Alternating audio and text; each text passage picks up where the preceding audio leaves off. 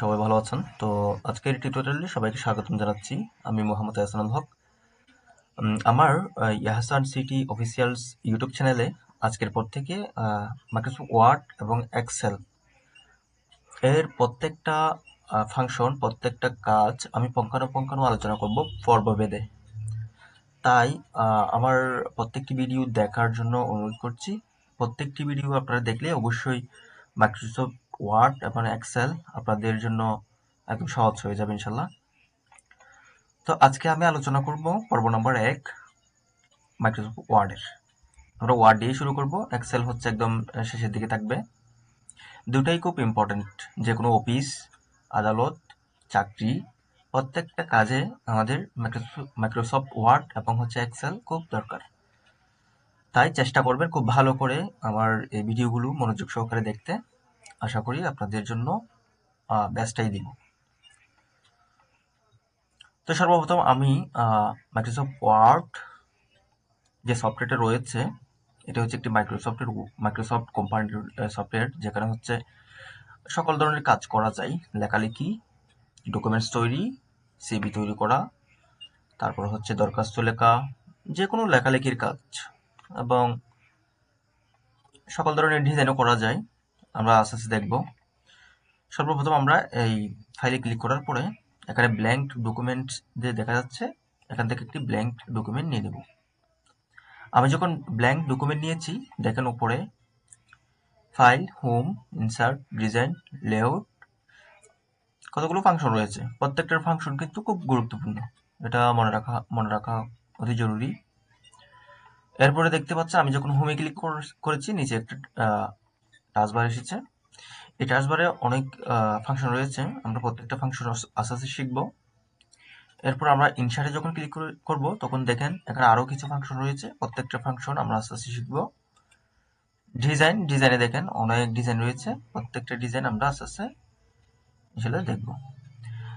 আমি যখন blank document নিয়েছি, সর্বপ্রথম আমাদেরকে যে কাজটি করতে হবে সেটা হচ্ছে লেআউটে ক্লিক করা। আমি আবার বলছি, লেআউটে ক্লিক করা।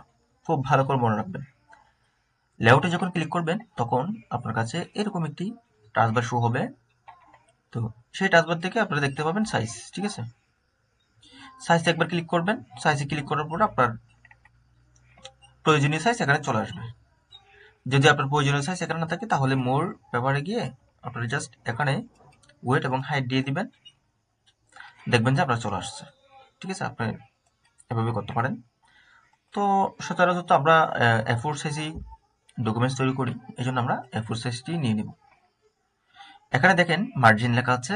মার্জিন লেখাটি হচ্ছে আপনার স্কেল আর কি, আমরা যে স্কেল বলি না, যে স্কেল দিয়ে আমরা কতটুকু থেকে লেখা শুরু করব, ঠিক এটাই হচ্ছে এগুলি। তো অনেকে কি করে একদম শুরু থেকে লেখা শুরু করে, এই জন্য আমি চাইলে শুরু থেকে দিতে পারি। তো আমরা নর্মালি রাখি আপাতত, যার যেটাই প্রয়োজন। এরপর দেখতে পাচ্ছেন আমরা ওরিয়েন্টেশন। হ্যাঁ, এই ওরিয়েন্টেশনটা মূলত অনেকে ল্যান্ডস্কেপ, অর্থাৎ ল্যান্ডস্কেপে যখন আমি ক্লিক করব, দেখেন পেজটা একদম আড়াআড়িভাবে হয়ে গেছে। আবার পোর্ট্রেটে যখন ক্লিক করব, একদম লম্বা হয়ে গেছে। তো যার যেভাবে প্রয়োজন সেভাবে হচ্ছে ওরিয়েন্টেশনের মাধ্যমে নিতে পারবো।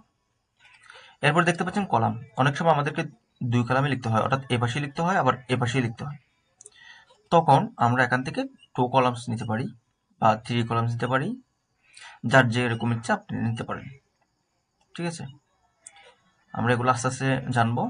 তো আমাদের লেআউটের কাজ শেষ। এরপর আমরা একবার হোমে ক্লিক করে দিব। হোমে ক্লিক করে দেওয়ার পর দেখতে পাচ্ছেন আপনারা এখানে ফন্টস, এটা হচ্ছে ফন্টস বার। হ্যাঁ, এই ফন্টস বারে যখন একবার এই তীরে ক্লিক করবেন, দেখবেন যে অসংখ্য ফন্টস এখানে চলে আসছে। আমরা ইংলিশের জন্য অবশ্যই টাইমস নিউ রোমান্সটা সিলেক্ট করব, এবং বাংলা লেখার জন্য আমরা সতনী এমজি ফন্টসটা নিয়ে নিব। তো আমরা তো আপাতত ইংলিশ দিয়ে লিখবো, এই জন্য আমরা টাইমস নিউ রোমান্সটা নিব। তো এখানে একটা মজার বিষয়, সেটা হচ্ছে দেখেন আমরা BJ52 ইউজ করব। BJ52 দেখা যাচ্ছে ইংলিশ, BJ ক্লাসিক, ইউনিকোড। তো আমরা আপাতত ইংলিশটা রাখছি। শর্টকাট নিয়মগুলো আমরা আস্তে আস্তে শিখবো, কারণ এখন তো প্রথম পর্ব। সেক্ষেত্রে আমরা জাস্ট এই যে টাস্কবারগুলো নিয়ে আলোচনা করছি। এরপরে এটা দেখতে পাচ্ছেন আপনারা ফন্ট সাইজ, এই ফন্ট সাইজে ক্লিক করলে আপনারা অসংখ্য নাম্বার দেখতে পাবেন। এই নাম্বার অনুযায়ী আপনারা ফন্ট সাইজটা নির্ণয় করে নিতে পারেন। প্রথম অবস্থা আমি 26 রাখলাম। আচ্ছা, এরপরে হচ্ছে এটা হচ্ছে আপনার ইনক্রিজ, ঠিক আছে, অর্থাৎ ফন্টসকে বড় করা। এটা হচ্ছে আপনার ডিক্রিজ, মানে অর্থাৎ ফন্টকে ছোট করা। আমি একটা ওয়ার্ড লিখছি, ওয়ার্ড লেখার মাধ্যমে আমি জিনিসটা দেখাচ্ছি। ধরুন আমি লিখলাম হাসান সিটি, ঠিক আছে, হাসান সিটি লিখলাম। এখন এই লেখাটাকে আমি অনেকভাবে পজিশনে ডিজাইন করতে পারি। ধরুন আমি এই লেখাটাকে মাঝ বরাবর আনবো, মানে সেন্টার করব।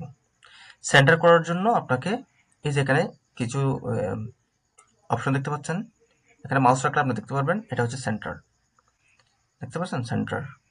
আর এখানে মাউস রাখলে দেখতে পাবেন এটা হচ্ছে অ্যালাইন লেফট, অর্থাৎ বাম পাশে, আর এটা হচ্ছে অ্যালাইন রাইট, ডান পাশে।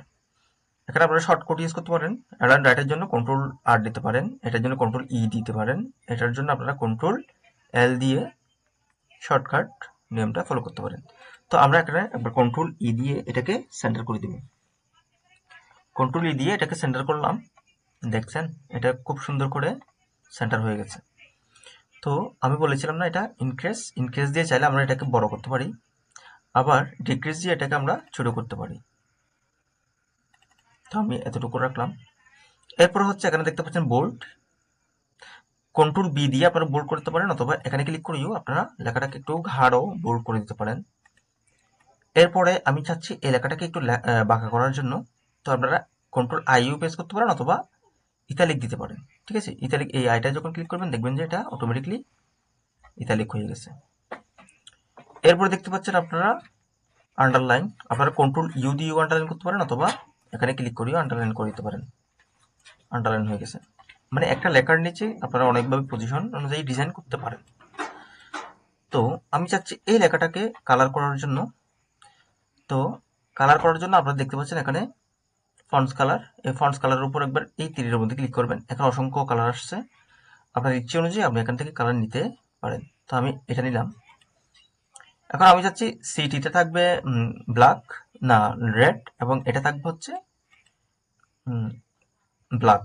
তো আমি সিটিটাকে একটা সিলেক্ট করব, এখানে একবার ক্লিক করব, এখান থেকে আমি রেডটা সিলেক্ট করে দিব। দেখেন এতটুকু পর্যন্ত অটোমেটিকলি রেড হয়ে গেছে। আবার এতটুকু পর্যন্ত আমি চাচ্ছি কি ব্ল্যাক রাখার জন্য, তো আমি এখানে ক্লিক করে জাস্ট এটাকে ব্ল্যাক করে দিব। দেখতে পাচ্ছেন হয়ে গেছে। তো এটাকে আমি স্বাভাবিক অবস্থা রাখি। এখন এই লেখাটাকে চাচ্ছি আমি মানে এই লেখাটা আমার দরকার নেই, হ্যাঁ, এটাকে আমি কি করতে চাচ্ছি, ক্রস করতে চাচ্ছি। ক্রস করার জন্য আপনারা এই জিনিসটা ইউজ করতে পারেন। দেখেন এই জিনিসটা ইউজ করলে মানে এই লেখাটা ভুল লেখা, এভাবে আপনারা এখান থেকে ক্রস করে দিতে পারেন। আশা করি বুঝছেন।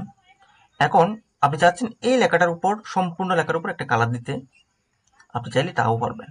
এই দেখেন এখানে যে আপনার টেক্সট হাইলাইট কালার আছে, এই টেক্সট হাইলাইট কালারের মাধ্যমে আপনি চাইলে এই লেখাটাকেও কালার করে দিতে পারেন। আপনার ইচ্ছে মতো আপনি কালার করতে পারেন। দেখছেন আমি এটা রাখলাম, দেখেন এটা একটা অটোমেটিকলি কালার চলে এসেছে। এরপরে আমি এন্টার বাটন দিয়ে নিচে যাচ্ছি। একটা সম্পূর্ণ ডকুমেন্টস আমি তৈরি করে দেখাবো জাস্ট নেক্সট ভিডিওতে, পর্ব নম্বর 2-এ অবশ্যই আপনারা প্লে করে দেখবেন। ধন্যবাদ।